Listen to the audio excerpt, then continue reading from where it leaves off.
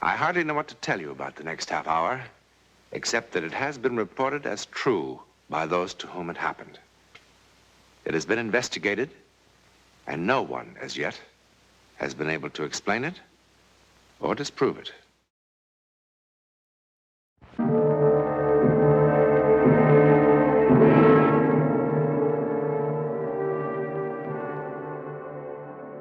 Only a very few moments ago, this was the scene of a tense human drama, played for very high stakes indeed. A man's life. A jury has just determined that poor Marlin did not murder his wife. Thus, a sensational murder trial comes to an end.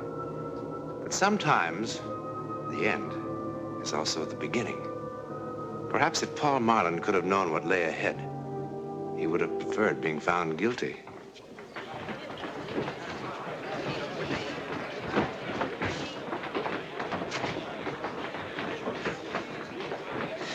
Well, you just going to sit there all day? What? Hasn't it gotten through to you yet? It's all over, Paul. You're a free man. Yes, I know.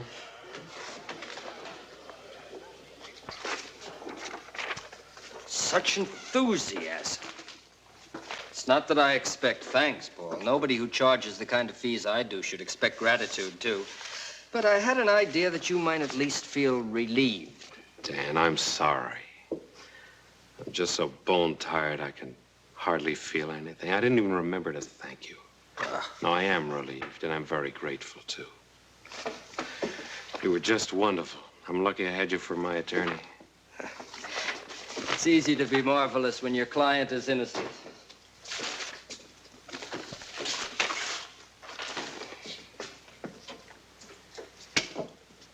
You're still thinking about Julie, huh?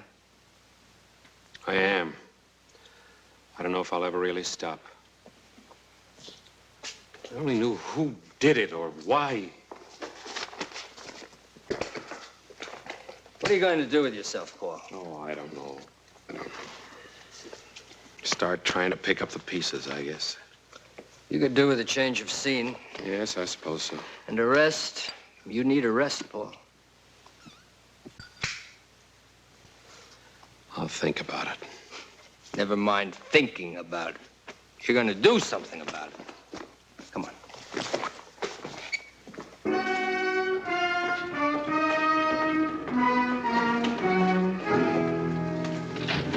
Hey, Marlin. My paper would like to know how you feel about being let off. Being let off? Okay. Being found not guilty. Pretty silly question, isn't it? How do you think he feels? Why don't you let your client answer, Counselor? Well, you've gone so far out of your way to twist and distort everything I've said since my wife's death, I see no point in even trying. How about you, Counselor? Do you want me to print no comment also? Or do you have anything to say about the very peculiar shortage of prosecution evidence and witnesses? Not even the district attorney can produce what doesn't exist, Ferris. Is that why the murdered woman's family wasn't even called to testify? Or did you and the DA decide they didn't belong at your private little trial? Now, look, Ferris. You know perfectly well I tried to reach a brother in New Zealand. Sure you did. Tried real hard. Yes, we did, but communications to the backcountry of New Zealand are practically non-existent. Uh-huh. Besides, it wouldn't have possibly contributed anything relevant. And you know that, of course, without even asking him. Look, Ferris, what are you trying to build? The trial's over. Your paper got a lot of circulation out of it. Now, why don't you find someone else to pick on? It's just that I believe, along with a lot of people in this town, that Marlin killed his wife in cold blood. Now, wait a minute, for Ferris. money. I'm getting sick and And tired it galls of me this. to see him walking away scot-free. Now, look!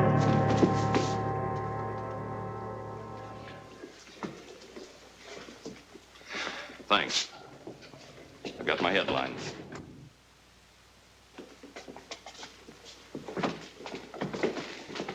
Paul, come on. I want to talk to you. I walked right into his trap. You know your nerves are on edge. All you needed was a push. Look, Dan. No, Now, I wait a want... minute, please. There's something I want to ask you. Now, the things he said about the trial, about the way it was handled. No. Now, you didn't... Paul, it's just as I told you. The DA's office jumped before they had anything much to go on. By the time they realized they had no real evidence against you, what with the papers beating the drums, getting people worked up, they were publicly committed. They had to go through the motions. All right, then why Ferris's personal vendetta with me? Now, he can't possibly believe that I killed Julie, can he? Oh, I doubt if he even cares, one way or the other. But he will go on needling you as long as it means good copy. And so will the rest of the press. Which is just what you want me to avoid. Mm-hmm. That's why all this talk about going away? Yes. You know, what Ferris said about some people in this town is true. People react emotionally, Paul. They react to cliches. Now, Julie was a lot older than you. You know that. She had a lot of money. And, well, people see too many plots in the movies. You know, they're affected by it. Now, it'd be wise to give the town a chance to cool off. Yourself, you need a rest. And you can get a new perspective on things, come back with a fresh outlook. Is that my lawyer's advice? No. It's your friend's advice, Paul.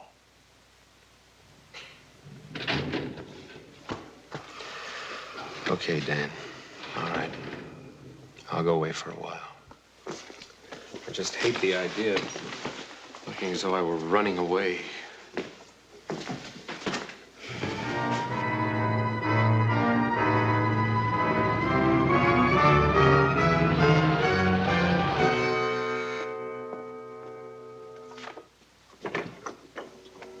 Mrs. Wyckoff? Yes. Hello.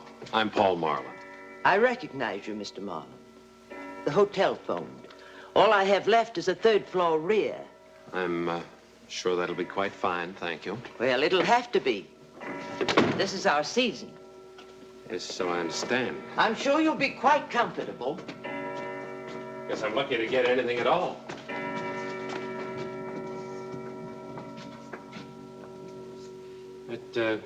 It's right on the button. How long do you expect to stay, Mr. Marlin? Oh, I really had no plans. Would it matter to you? Not a bit.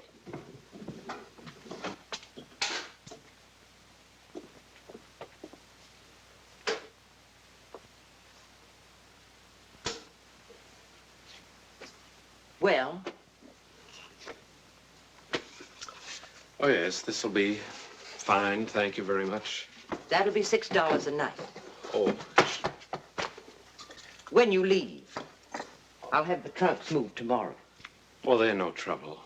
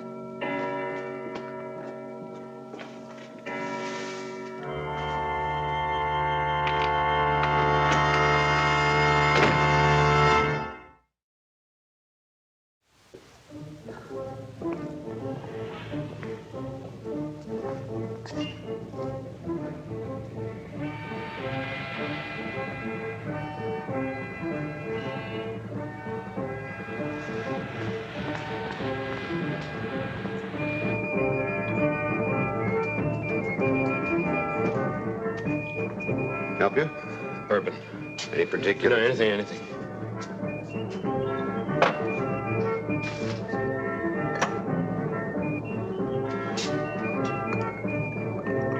Water or soda?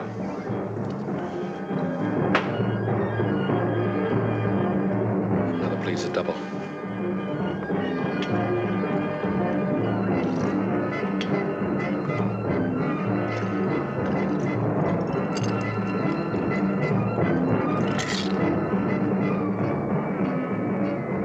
$1.50.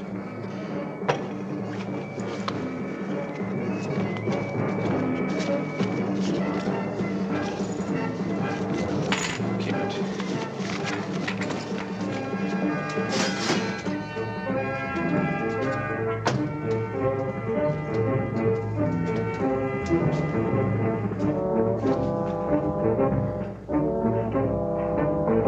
Can I have another?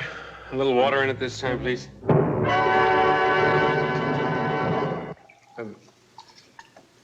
Bartender, tell me something.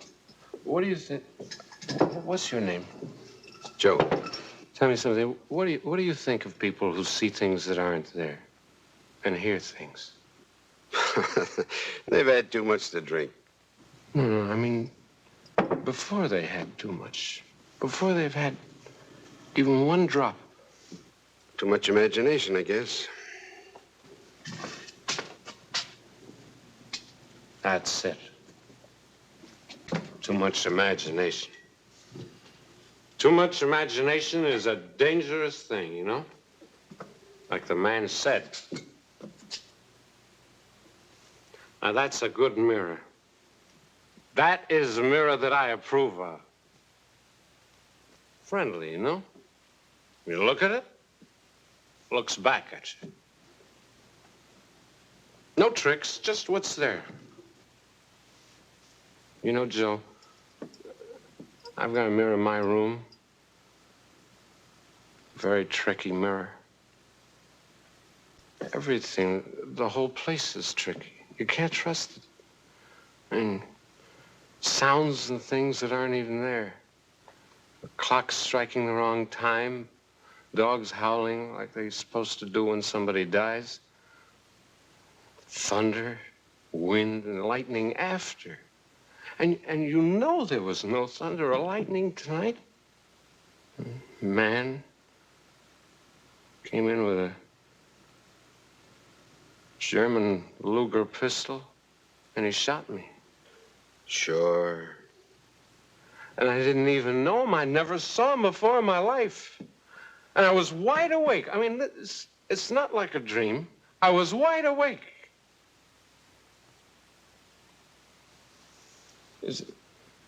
That's some imagination, huh? It's like I'm an inventor. I invented a person. I mean, this man he wasn't made up of all faces I'd known before, like in a dream. He was someone real. Tall, about my height. May I have some change, please? Scotch and water, please. No ice.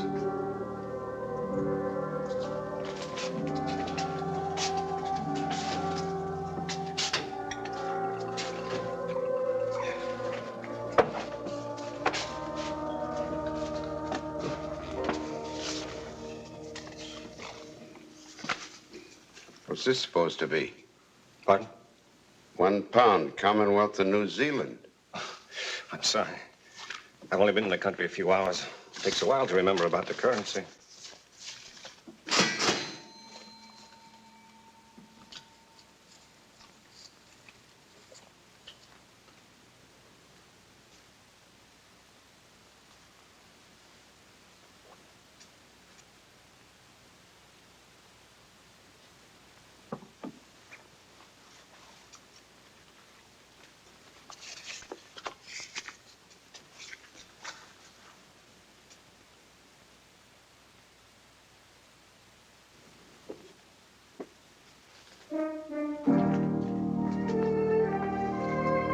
beg your pardon, but...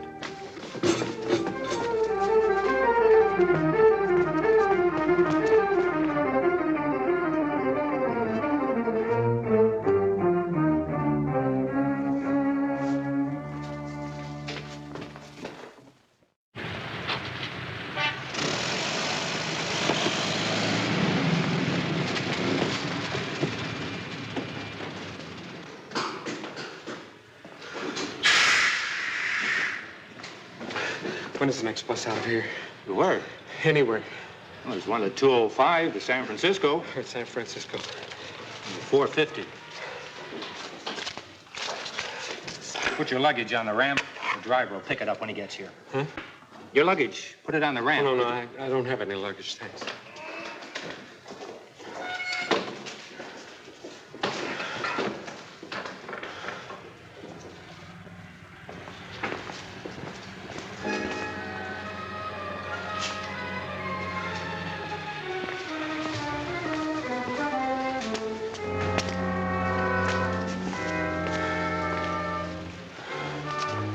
Paul?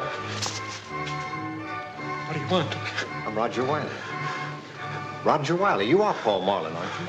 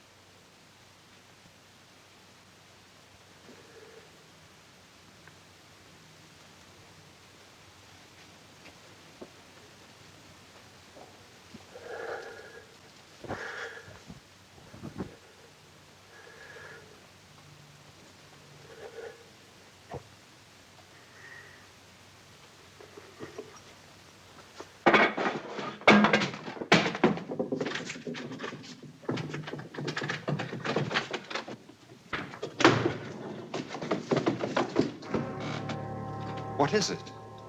Why'd you keep running? I told you I'm Roger Wiley, Julie's brother.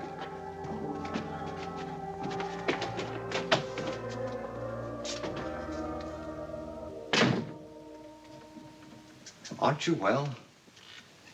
Shall I call a doctor?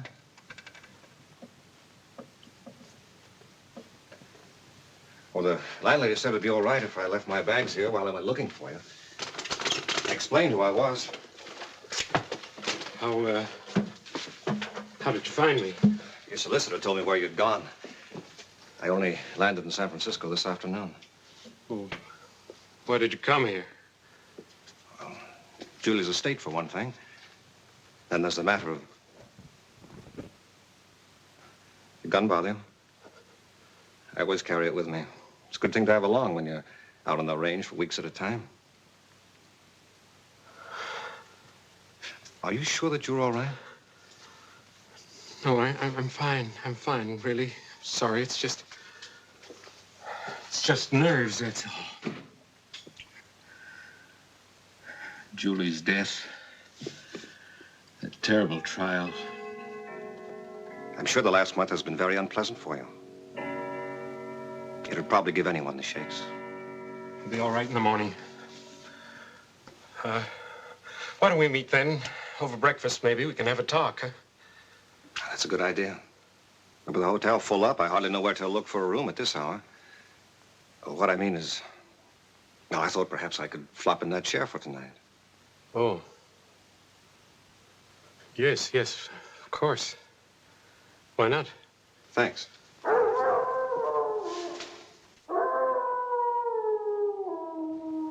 You were saying there was another reason why you came? Oh, yes. I've been out on the range rounding up some beef for shipment. I got back, I found this letter from Julia waiting for me, along with a notification from the court about the trial and all.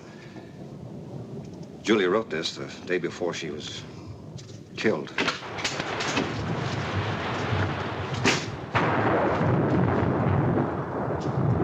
Stay away from me.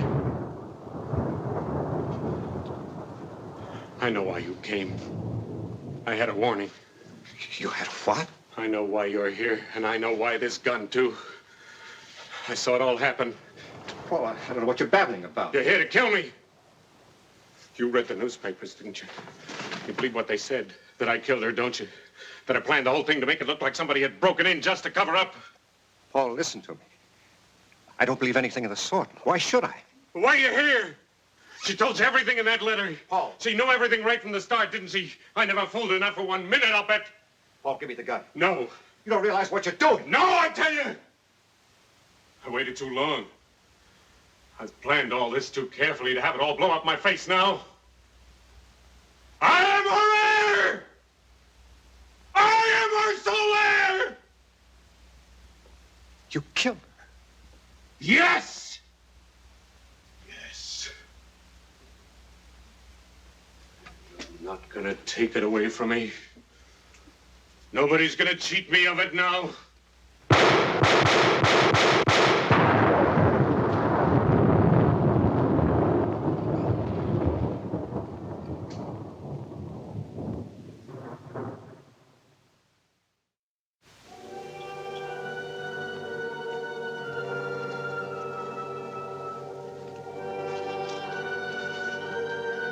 Dearest Roger, I only hope and pray you will believe that the last 6 months have been the happiest of my life. I know how foolish you thought I was to marry a man so much younger. I must confess I had my moments of doubt, too.